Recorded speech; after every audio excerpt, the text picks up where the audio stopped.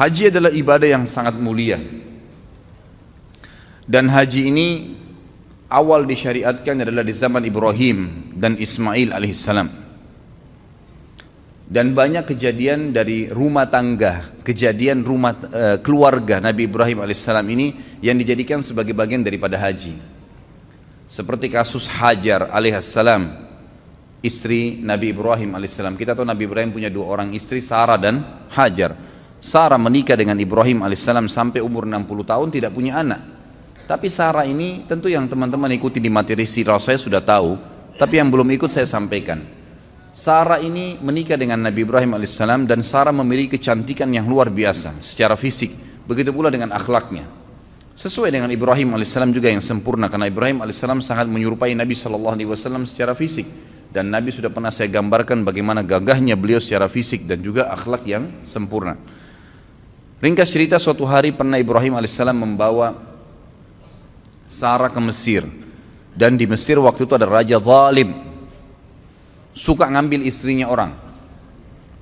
Pokoknya semua perempuan yang berstatus istri pasti diribut sama dia kalau dia suka secara fisik.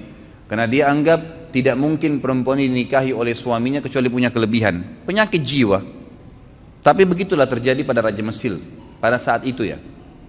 Masuklah Ibrahim alaihissalam dengan istrinya Sarah ke Mesir, dan Ibrahim sudah berkata kepada Sarah, kalau kita masuk di Mesir nanti dan ada pengawal-pengawal raja zalim ini yang akan menangkap kamu, kalau kamu ditanya siapa saya, katakan saya saudaramu, dan kalau saya ditanya saya juga akan mengatakan kau saudariku, maksudnya seiman ya. Bukan berarti saudara sebenarnya, tapi suami istri. Maka sampailah mereka di Mesir, sepakat dengan poin itu. Ternyata prajurit-prajurit Mesir, Raja Mesir ini ada memang khusus untuk mencari wanita-wanita yang jadi incaran si Raja Zalimin.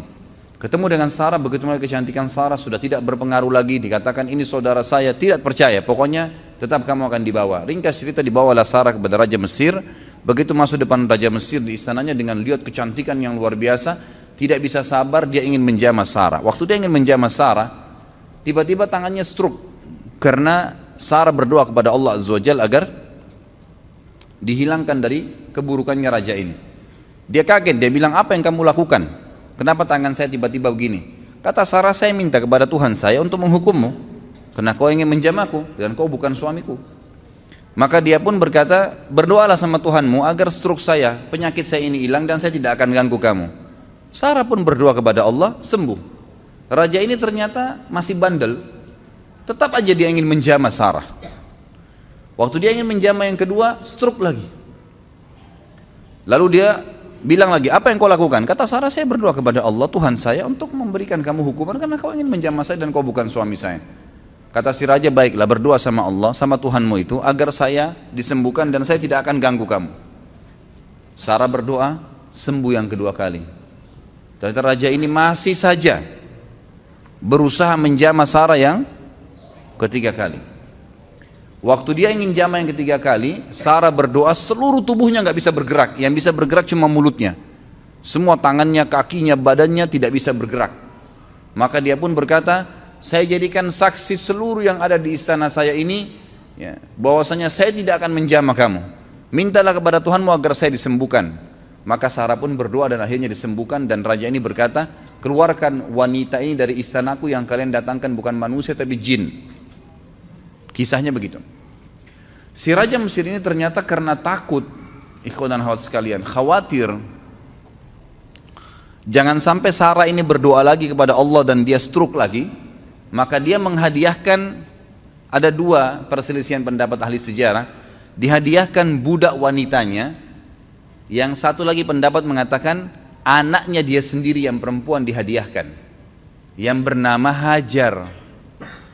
Hajar ini dihadiahkan oleh Raja Mesir kepada Sarah, supaya Sarah nggak berdoa lagi sama Allah, bisa stroke dia. Ringkas cerita, dibawalah Hajar ini pulang ke Palestina waktu itu dan bekerja membantu Sarah. Sarah dan Hajar selisih umurnya setengah. Waktu itu umur Sarah kurang lebih 30 tahun, umurnya Hajar 15 tahun. Berjalan dalam rumah tangga Ibrahim dan Sarah alaihimussalam semuanya sampai umur Sarah 60 tahun, tidak punya anak. Berarti umurnya Hajar pada saat itu berapa? 30 tahun. Masya Allah, kalau hitung umur perempuan cepat ini. Jangan tersinggung Pak Yoyo, enggak apa-apa. 30 tahun umurnya Hajar.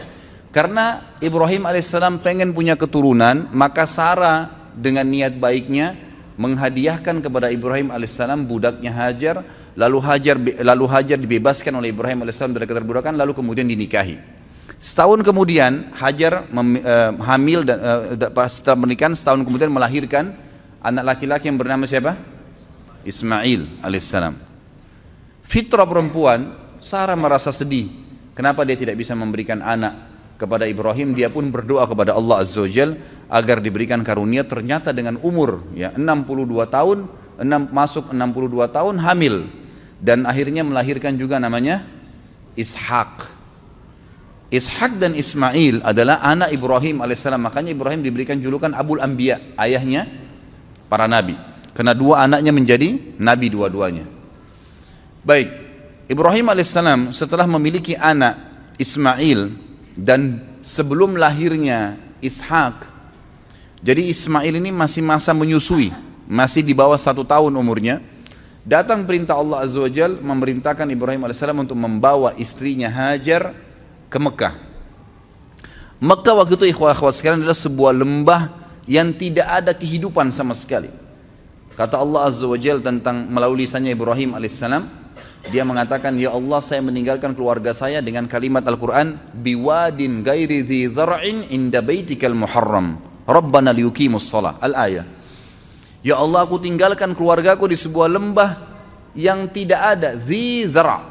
Dhi ini dalam bahasa Arab sama dengan zu, digunakan kalau sesuatu yang melampaui batas, gitu kan.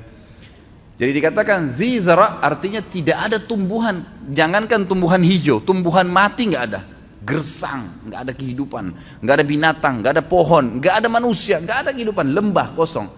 Tetapi kata Nabi Ibrahim alaihissalam, ya, di situ dikatakan inda baitikal muharram, tapi itu di lokasi rumahmu yang mulia. Pertanyaan kecil, apakah di zaman Ibrahim alaihissalam Ka'bah sudah ada? Atau baru nanti dibangun oleh Ibrahim? Jawabannya sudah ada. Jadi Ka'bah itu dibangun pertama kali oleh siapa? Hah?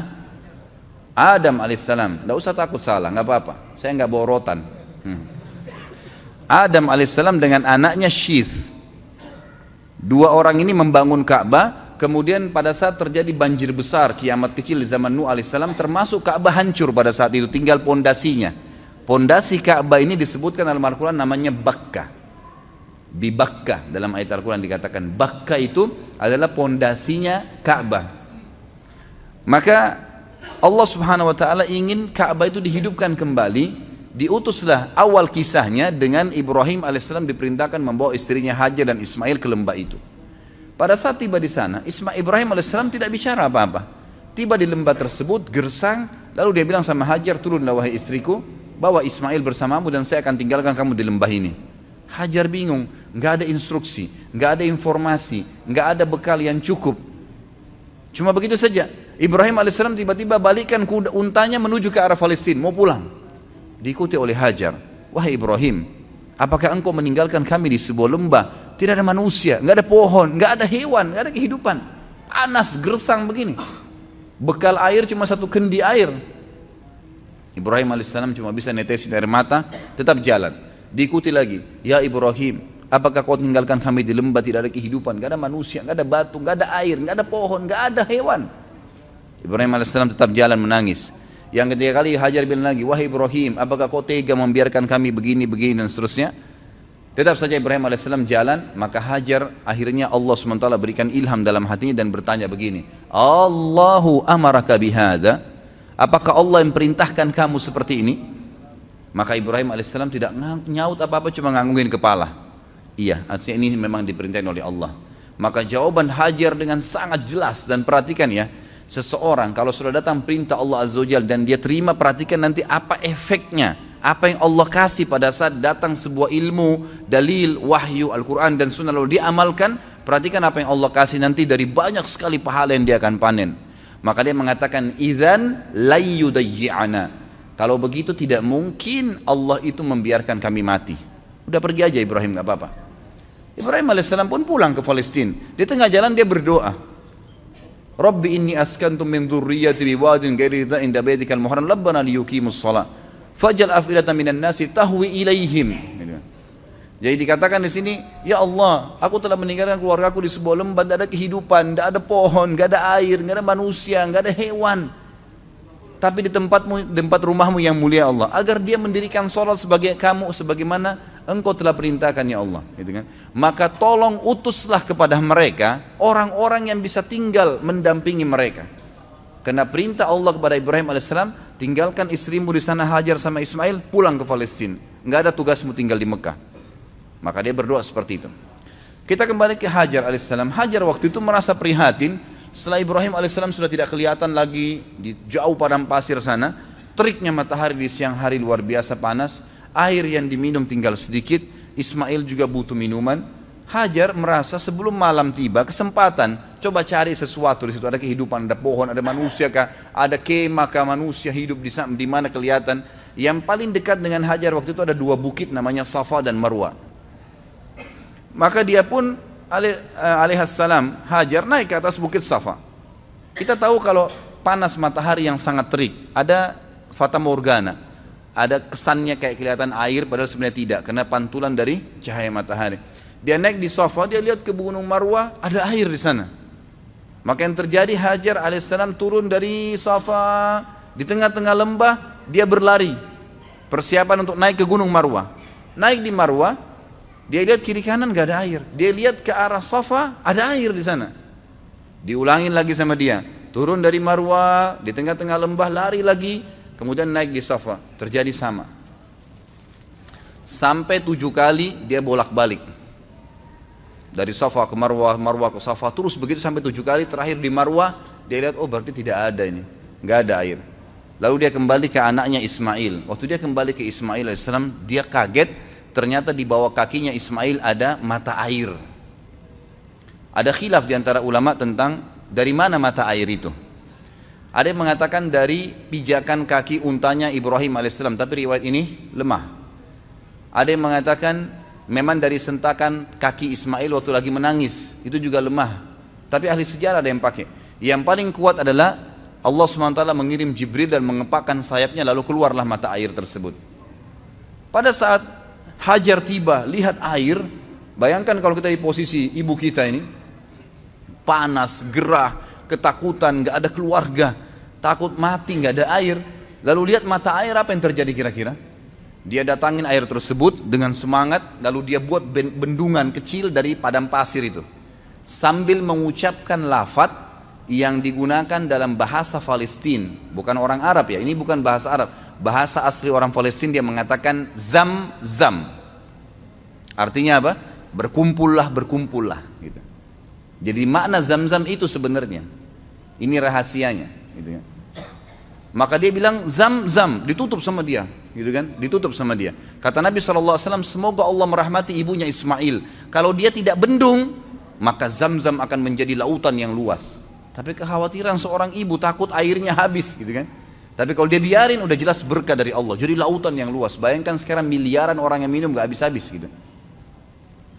Baik, akhirnya pada saat itu kejadian terjadi di jazirah Arab yang lain. Di tepatnya di negeri Yaman, ada bendungan namanya Bendungan Ma'rib. Bendungan Ma'rib terkenal sekali negeri Yaman. Surah Saba menjelaskan masalah itu. Karena mereka kufur terhadap nikmat Allah, bendungan itu Allah hancurin, sehingga akhirnya di sisi barat dan timurnya negeri Sabak dulu ini penuh dengan, semua di sisi baratnya pohon buah-buahan, semuanya jenis buah-buahan ada. Di sebelah timurnya semua jenis sayuran ada, kaya raya mereka. Tapi karena mereka kufur, Allah hancurkan bendungannya, lalu Allah ganti dengan pohon-pohon yang berduri gitu kan. Ringkas cerita, keluarlah suku-suku Arab dari Yaman pada saat itu. Dan waktu itu tidak ada suku Arab kecuali di Yaman. Mereka keluar menuju ke negeri Syam. Kalau saya ibaratkan buku ini Jazirah Arab, maka di bawah ini daerah selatannya Jazirah Arab. Indonesia ada di bawah Jazirah Arab, di selatan. Di atas ini utaranya Jazirah Arab. Di utara Jazirah Arab itu ada negeri Syam, Palestina, Syria, Lebanon, dan Yordania. Di atasnya lagi ada Turki. Di atasnya lagi ada Eropa sampai ke Amerika sana. Di sisi baratnya, ya, itu ada Rusia, ada Irak, ada Iran, Afghanistan dan seterusnya. Sisi timurnya ada Mesir, Afrika dan seterusnya. Selatannya ada Yaman dan Asia Tenggara. Nah, Yaman ini kebetulan ada di Jazirah Arab bagian selatan, di bawah. Jadi mereka mau menuju ke negeri Syam.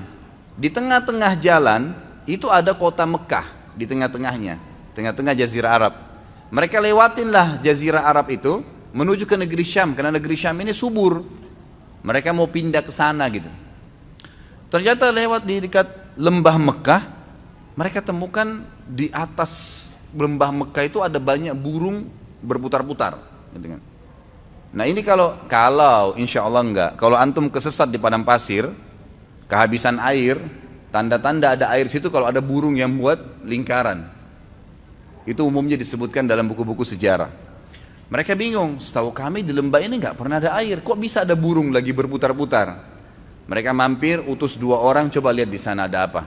Mereka kaget, mereka temukan Hajar dengan anaknya Ismail alaihissalam duduk di sebelah mata air Zam-Zam. Maka mereka pun punya adab dan akhlak. Mereka mengatakan, kami ingin tinggal di sini, suku kami suku besar. Tidak disebutkan jumlah mereka, tapi yang jelas ratusan orang pada saat itu. Satu suku semuanya pindah dari Yaman ke negeri Syam. Dan ini hasil dari doa Nabi Ibrahim alaihissalam yang berdoa minta diutus kepada Hajar dan Ismail orang yang bisa hidup bersama mereka. Diutuslah suku ini, dan suku ini bernama suku Jurhum. Suku Jurhum. Keluarlah suku Jurhum ini terus masuk, kemudian pamit dengan Hajar, wahai ibu, kami ini adalah satu suku yang besar dan kami keluar dari negeri Yaman, tapi kami nggak punya tempat tinggal. Bisa nggak kami tinggal di sini? Nanti kami bentuk komunitas, kami punya peternakan, kami juga ahli perkebunan, karena mereka memang ahli perkebunan di Yaman, gitu kan. Kami akan buat dan kami akan bayar upeti. Yang penting kami bisa hidup dekat mata air ini. Kata Hajar, baiklah. Maka spontan pada saat itu terbentuk komunitas kota Mekah. Ada mata air, kemudian ada penduduk yang tiba-tiba langsung dengan suku yang besar. Mereka membangun rumah, mereka sudah bawa peternakan, unta, sapi, kambing dibawa dari kampungnya Yaman. Terus mereka juga sudah mahir bercocok tanam. Mereka mulai menanami wilayah Mekah itu. Ringkas cerita, menjadi rapilah Mekah itu, mulai ada penghuni. Pada saat itu Ismail alaihissalam tumbuh besar di tengah-tengah suku Jurhum. Perlu Bapak Ibu tahu, istilah Arab sendiri, Arab itu ada 2 macam. Ada namanya Arab asli, ada Arab musta'ribah. Arab asli ini adalah turunan orang Arab yang asli. Dan Arab musta'ribah adalah orang Arab, orang yang bukan Arab terarabkan karena pernikahan atau menggunakan bahasanya. Seperti kasus sekarang Mesir. Mesir itu suku Kipti. Bukan orang Arab mereka. Irak, bukan orang Arab. Negeri Syam, Yordania, Palestina, itu bukan orang Arab mereka. Sudan, Jazair, Tunis, Maroko, Afrika Utara, semua itu bukan orang-orang Arab mereka, suku barbar. Tapi mereka dikatakan negara Arab. Kenapa?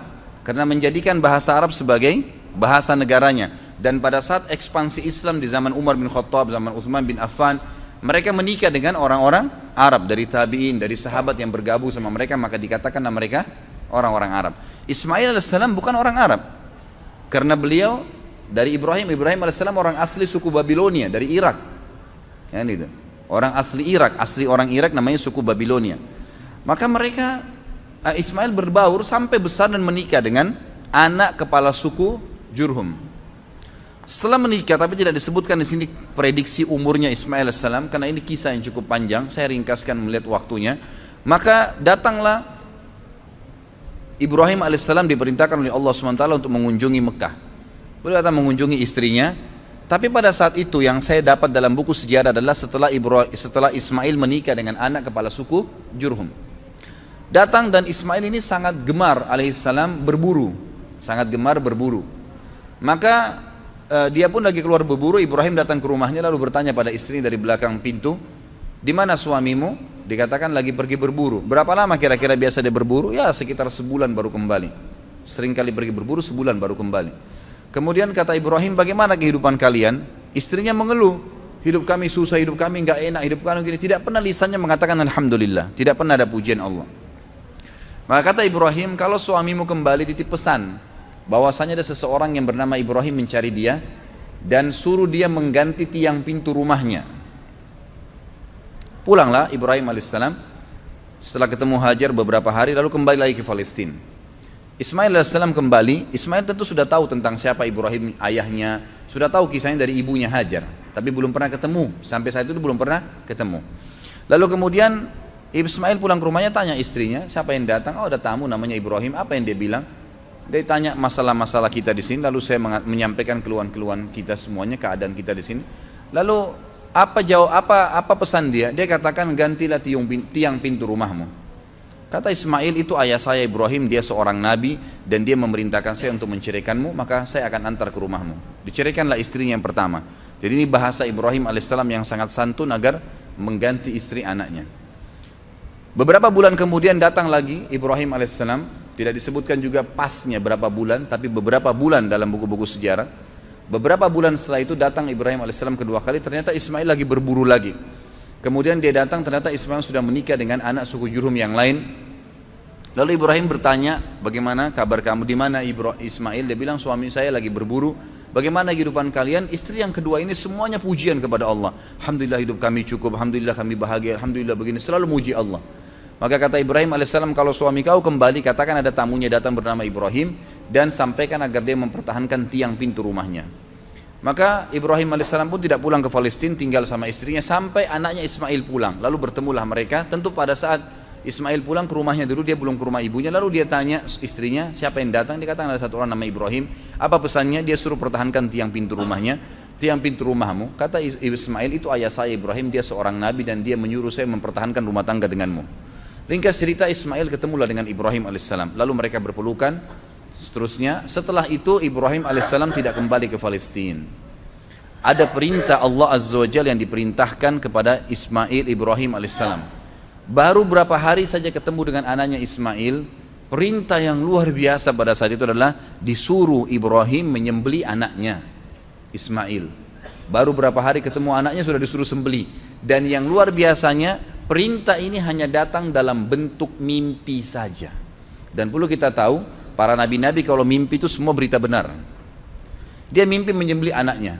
Lalu Ibrahim alaihissalam dalam surah Anbiya, dalam surah Ibrahim diceritakan, dia berkata kepada Ismail, bahwasanya saya melihat dalam mimpi saya menyembelih kamu, bagaimana pendapatmu? Inni ara fi manami anni adbahuk, fandur madza tara. Maka Ismail menjawab dengan sangat santun, sangat baik, ya abatif alma tu'mar satajiduni insyaallah minas sabirin. Wahai ayahku, lakukanlah apa yang sebenarnya kau diperintahkan dan kau akan dapat saya termasuk orang-orang yang sabar. Akhirnya Ibrahim dan Ismail AS sepakat, ayo dah kita jalani apa perintah Allah. Dua-duanya pergi sampai ke wilayah Mina. Kalau sekarang itu tepatnya lewat lempar jumroh, untuk melempar jumroh. Pada saat itu datanglah Ismail dan Ibrahim AS di 3 titik di dekat gunung Mina yang sudah diperintahkan oleh Allah dalam mimpi untuk disembelih anaknya Ismail. Dia melihat syaitan datang mencoba mengganggunya, lalu Ibrahim AS melempari 7 kerikil kecil ke arah syaitan tersebut sambil membaca Bismillahirrahmanirrahim Allahu Akbar. Di titik 1 syaitannya pergi, di titik 2 kemudian dia datang lagi, dilempar lagi, titik 3 juga begitu. Akhirnya setelah 3 kali dilempar tidak datang lagi syaitannya. Kemudian sampai di tempat sembelihan, kata Allah Subhanahu wa taala, falamma tallahu lil jabin. Pada saat Ibrahim sudah meletakkan leher anaknya, pedangnya sudah diangkat dan sudah diayunkan, dua-duanya sudah pasrah. Ismail sudah pasrah, Ibrahim AS sudah pasrah, jadi tidak setengah-setengah. Dan ini kita perlu juga ambil pelajaran di sini, ikhwah akhwat sekalian. Cobaan Allah SWT itu kadang-kadang diuji iman kita sampai titik terakhir. Pada saat sudah betul-betul pasrah, diangkat pedang, dia sudah akan sembelih, ditahan pedangnya oleh Jibril AS, lalu kemudian digantikan dengan zibhin azim, sembelihan yang agung, maksudnya seekor domba yang besar. Lalu Allah mengatakan, ya Ibrahim qad saddaqtar ru'ya. Hai Ibrahim, kau sudah percaya mimpi yang telah kami kasih, maka kami akan gantikan kamu dengan sembelihan tadi. Digantilah sembelihan tersebut. Lalu kemudian Ibrahim dan Ismail AS diperintahkan oleh Allah setelah itu membangun Ka'bah. Maka Ibrahim dan Ismail pun membangun Ka'bah di pondasi yang sudah ada dibangun oleh Adam dan Syith alaihimussalam semuanya. Dibangunlah pondasi tersebut. Setiap kali Nabi Ibrahim alaihissalam mundur untuk melihat posisi Ka'bah sudah rapi atau belum, maka Ibrahim alaihissalam berdiri di sebuah tempat yang agak tinggi. Lalu pada saat beliau turun, beliau sempat loncat ke bawah. Loncatan Nabi Ibrahim alaihissalam dari tempat tinggi itu yang melihat apakah sudah rata bangunan Ka'bah atau belum, ke bawah itu keinjak tanah dan sempat ada bekas telapak kakinya yang sekarang dikenal dengan maqam Ibrahim.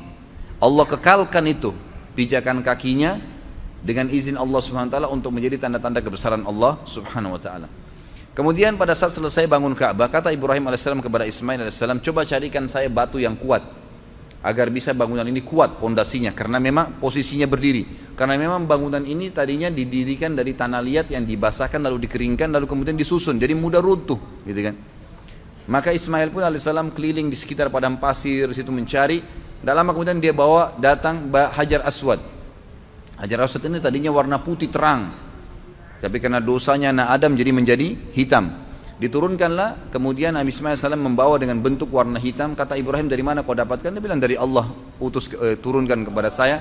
Lalu dinaikkanlah batu tersebut, ditaruh di posisi sekarang Hajar Aswad. Setelah selesai tempat tersebut, sudah ada air Zam-Zam tadi, sudah ada tempat Hajar mencari Safa dan Marwa air, sudah ada sembelihan tadi yang tidak jadi, Ka'bah sudah terbangun, sudah ada Hajar Aswad.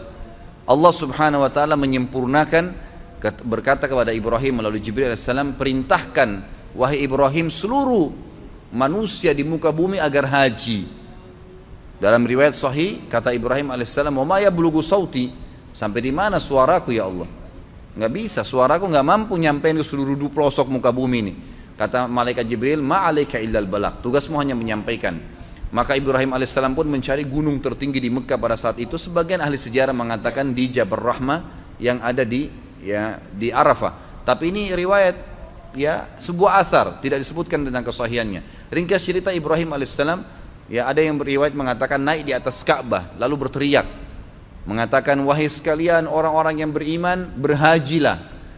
Dalam riwayat ini dikatakan suara Ibrahim alaihissalam dibawa oleh angin ke seluruh pelosok muka bumi, dan semua orang beriman dengar dan kemudian mereka datang. Bahkan Allah SWT menceritakan datang orang-orang tersebut sampai dhamir. Pakai dhamir itu artinya unta-unta yang kurus karena jauhnya mereka jalan, gitu kan. Diutus, datanglah mereka dalam ibadah haji. Lalu rangkaian semua tadi yang dilakukan Ibrahim alaihissalam dengan keluarganya menjadi rangkaian ibadah haji.